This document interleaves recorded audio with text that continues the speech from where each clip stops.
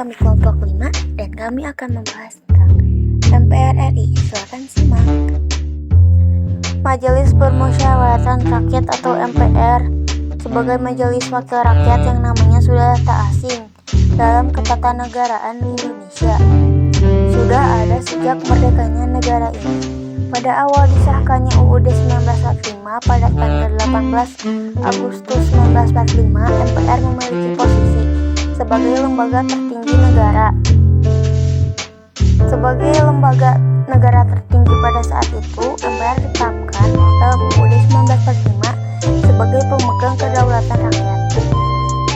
Sejak dibacakannya proklamasi kemerdekaan pada 17 Agustus tahun 45, bangsa Indonesia memulai perjalanan sejarahnya sebagai bangsa yang masih muda dalam penyusunan kita, politik dan administrasi negara. Dengan Pancasila sebagai dasar negara dan sebuah undang-undang dasar tahun 1945 pra-amandemen yang ditetapkan sehari setelah proklamasi, tepatnya tanggal 18 Agustus 1945 oleh Panitia Persiapan Kemerdekaan Indonesia atau PPKI. UUD 1945 yang telah disahkan tersebut di dalamnya telah diatur lembaga-lembaga negara, mulai dari lembaga tertinggi hingga lembaga tinggi negara. Masa penyelenggaraan negara yang bercorak demokrasi oleh lembaga-lembaga negara tersebut sesungguhnya merupakan wujud dari sila keempat, yaitu kerakyatan yang dipimpin oleh hikmah kebijaksanaan dalam permusyawaratan perwakilan. Aspirasi rakyat dalam sistem perwakilan pertama kali dikemukakan oleh I.R. Soekarno dalam pidatonya pada tanggal 1 Juni 1945. Muhammad Yamin juga menyampaikan bahwa diperlukan prinsip kerakyatan penyelenggaraan negara. Begitu pula dengan M.R. Supomo yang mengutarakan gagasannya mengenai Indonesia merdeka dengan prinsip musyawarah. Istilah prinsip musyawarah itu dinamakan dengan Badan Permusyawaratan. Prinsip kekeluargaan menjadi dasar ide tersebut. Sebagaimana yang telah diketahui bahwa setiap anggota keluarga dapat memberikan pendapatnya, demikian pula dengan Badan Permusyawaratan. Dalam rapat yang diadakan panitia perancang UUD, M.R. Supomo menyampaikan gagasannya mengenai Badan Permusyawaratan diubah namanya menjadi Majelis Permusyawaratan Rakyat. Diharapkan bahwa majelis ini akan menjadi perwakilan yang merupakan jelmaan seluruh rakyat Indonesia. Anggotanya sendiri terdiri dari wakil rakyat, wakil daerah, dan wakil golongan secara keseluruhan. Konsep Majelis Permusyawaratan Rakyat ini kemudian ditetapkan dalam sidang PPKI pada saat pengesahan UUD 1945 pra-amandemen. Masa Orde Lama tahun 1945 sampai 1965. MPR belum dapat dibentuk secara utuh pada masa Orde Lama karena situasi saat itu tidak mendukung. Hal tersebut telah diantisipasi para pejuang kemerdekaan dengan dibuat pasal 5 Aturan Peralihan UUD RI 1945 atau pra-amandemen yang berbunyi, sebelum Majelis Permusyawaratan Rakyat, Dewan Perwakilan Rakyat, dan Dewan Pertimbangan Agung dibentuk menurut Undang-Undang Dasar ini, segala kekuasaannya dijalankan oleh Presiden dengan bantuan sebuah komite nasional.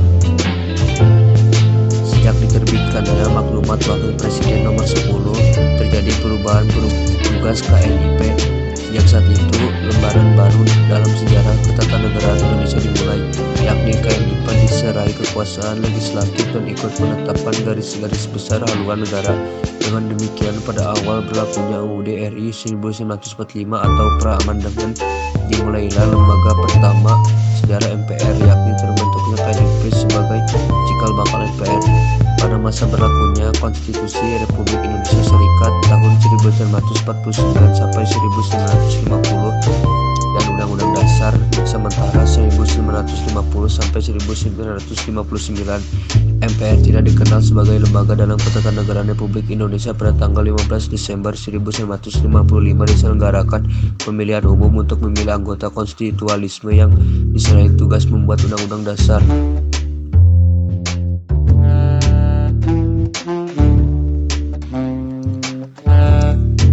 Nomor 9 MPRS tahun 1966. MPRS juga memerintahkan Badan Kehakiman yang berwenang untuk melakukan pengamatan, pemeriksaan, dan penuntutan secara umum. Masa reformasi tahun 1999 sampai sekarang. Setelah reformasi, bukan lagi lembaga tertinggi negara. MPR menjadi lembaga negara yang kedudukannya sejajar dengan lembaga-lembaga negara lainnya. Perubahan UUD telah menata ulang posisi lembaga-lembaga negara, kedudukan, fungsi, dan wewenang MPR yang dianggap tidak sejajar dengan pelaksanaan prinsip demokrasi dan kedaulatan rakyat akhirnya diubah. Tujuannya agar sistem ketatanegaraan dapat berjalan maksimal. Pasal 1 ayat 2 yang semula berbunyi kedaulatan adalah di tangan rakyat dan dilakukan sepenuhnya oleh Majelis Permusyawaratan Rakyat. Setelah perubahan UUD, bunyinya menjadi kedaulatan berada di tangan rakyat dan dilaksanakan menurut Undang-Undang Dasar. Dengan demikian, pelaksanaan kedaulatan rakyat sepenuhnya melalui cara-cara dan oleh berbagai lembaga negara yang ditentukan oleh UUD 1945. Tugas dari wewenang MPR secara konstitusional diatur dalam pasal 3 UUD 1945. Salah satu tugasnya adalah mengugat dan menetapkan Undang-Undang Dasar sebagai hukum dasar negara yang mengatur hal-hal penting dan mendasar. Dengan demikian, dalam perjalanan sejarahnya MPR dan UUD berkaitan erat dengan berkembang ketatanegaraan Indonesia. 7 komponen Logeman. Hukum tata negara adalah hukum yang mengatur organisasi negara. Selanjutnya dikemukakan bahwa jabatan merupakan pengertian yuridis dan fungsi, sedangkan fungsi merupakan pengertian bersifat sosiologis. Negara merupakan organisasi yang terdiri atas fungsi-fungsi dalam hubungannya satu dengan yang lainnya serta keseluruhannya. Maka dalam arti yuridis, negara merupakan organisasi jabatan-jabatan. Oleh karena itu, Logeman berpendapat bahwa yang dipelajari dalam hukum tata negara ialah sebagai berikut. 1. Jabatan-jabatan yang ada dalam suatu negara atau dalam susunan ketatanegaraan tertentu. 2. Orang yang mengadakan jabatan-jabatan itu. 3. Cara melengkapi dengan pejabat. 4. Tugas para pejabat itu. 5. Wewenang hukumnya. 6. Bagaimana hubungan kekuasaan antar pejabat tersebut. 7. Batas-batas apakah organisasi negara dan bagian-bagiannya menjalankan tugas kewajiban. 1. Menurut UUD 1945, tidak menganut suatu sistem negara manapun, tetapi adalah suatu sistem khas menurut kepribadian bangsa Indonesia. Namun sistem ketatanegaraan Republik Indonesia tidak terlepas dari ajaran Trias Politika Mostecueo. Ajaran Trias Politika tersebut adalah ajaran tentang pemisahan kekuasaan negara menjadi 3, yaitu legislatif, eksekutif, dan yudikatif, yang kemudian masing-masing kekuasaan tersebut dalam pelaksanaannya diserahkan kepada suatu badan mandiri. Artinya masing-masing badan itu satu sama lain tidak dapat saling mempengaruhi dan tidak dapat saling meminta pertanggungjawaban. Apabila ajaran Trias Politika diartikan suatu ajaran pemisahan kekuasaan, maka jelas Undang-Undang Dasar 1945 menganut ajaran tersebut. Oleh karena memang dalam UUD 1945 kekuasaan negara dipisah-pisahkan dan masing-masing kekuasaan negara tersebut pelaksanaannya diserahkan kepada suatu alat perlengkapan negara. Di bawah ini adalah perbedaan struktur pemerintahan Indonesia sebelum amandemen UUD 1945 dan setelah amandemen UUD 1945. Perbedaan mendasarkan adalah kedudukan MPR yang bukan lagi menjadi lembaga tertinggi negara.